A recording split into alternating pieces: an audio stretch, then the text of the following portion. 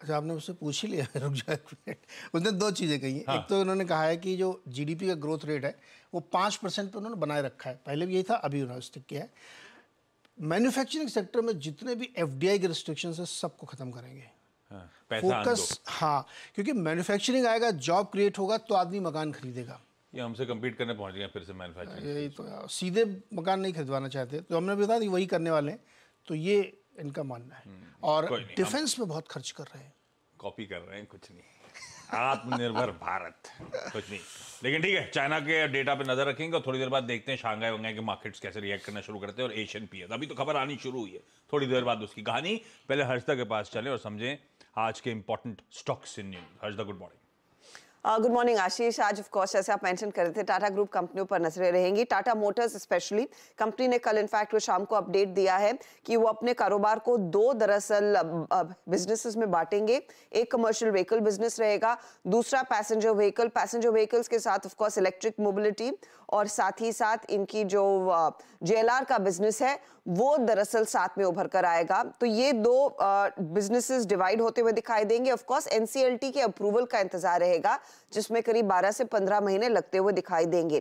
Company basically कह रही है एक लॉजिकल प्रोग्रेशन था, जिस तरह की सिनर्जीज लिमिटेड है सीवी और पीवी बिजनेस में, कि दोनों बिजनेसेस को अलग करके रखना चाहिए। और वो दरअसल आपको, अगर आपके पास एक टाटा मोटर का शेयर है तो उसमें आपको एक सीवी बिजनेस का भी शेयर मिलता हुआ दिखाई देगा। बेसिकली सीवी बिजनेस अपने एग्जिस्टिंग इस स्टॉक में से अलग होकर लिस्ट होता हुआ दिखाई देगा। तो ये इनफैक्ट बड़ी डेवलपमेंट, और एक स्टॉक अंडर परफॉर्मर जो था 2 साल पहले, अब आउट परफॉर्मर हो गया है। देखते ही देखते 1000 के आसपास ट्रेड करता हुआ।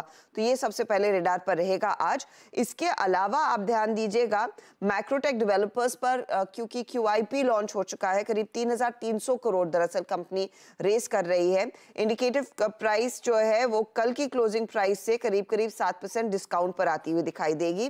कैपिटल डाइल्यूशन करीब 3.12% के आसपास का रहेगा। और कंपनी ऑफ कोर्स आगे कुछ लैंड बैंक खरीदने, प्रॉपर्टी डेवलपमेंट में ये पैसा लगाती हुई दिखाई देगी। ये फिलहाल मैक्रोटेक के लिए डेवलपमेंट है। India Infoline IIFL finance rather, ये आप रेडार पर रखिएगा, क्योंकि RBI ने एक बहुत सख्त निर्देश दिया है। अब ये लोन, नए गोल्ड लोन्स नहीं बांट पाएंगे।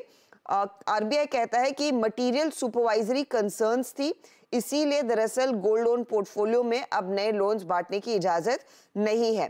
मार्च 2023 से दरअसल ये जांच शुरू हो रही थी, अब आकर 1 साल लगा है, RBI ने एक्शन लिया है। RBI कह रहा है कि लोन टू वैल्यू रेशियो में कई सारे वायलेशंस देखने को मिल रहे थे। IIFL परमिटेड लिमिट से ज्यादा कैश कलेक्शन करता हुआ दिखाई दे रहा था, और जब वो ऑक्शन के लिए गोल्ड आ रहा था वहां पर भी काफी सारी खामियां थी। अब आपको इस बात को समझना है कि एज ऑफ December 31 IIFL की जो गोल्ड लोन बुक थी वो करीब 24,700 करोड़ के आसपास थी। टोटल 31% ऑफ इट्स पोर्टफोलियो का हिस्सा है। अब यहाँ पर स्केल नहीं देखने को मिलेगा। जो लोन दे रखे हैं उसको सर्विस करना पड़ेगा, नया लोन नहीं दे पाएंगे। NTPC के लिए आज फिर एक डेवलपमेंट है। इनकी एक इकाई ने दरअसल उत्तर प्रदेश राज्य विद्युत उत्पादन निगम के साथ दरअसल एक JV साइन किया है, या फिर एग्रीमेंट साइन किया है। रिन्यूएबल पावर पार्क्स जो है वो सेटअप करते हुए दिखाई देंगे। और टाटा कॉम के लिए भी एक डेवलपमेंट आ रही है। डेवलपमेंट ये है, गवर्नमेंट ने अप्रूवल दे दिया है कि एडिशनल ऑथराइजेशन ये मशीन टू मशीन सर्विसेज के लिए टाटा कॉम अब देती हुई दिखाई देगी।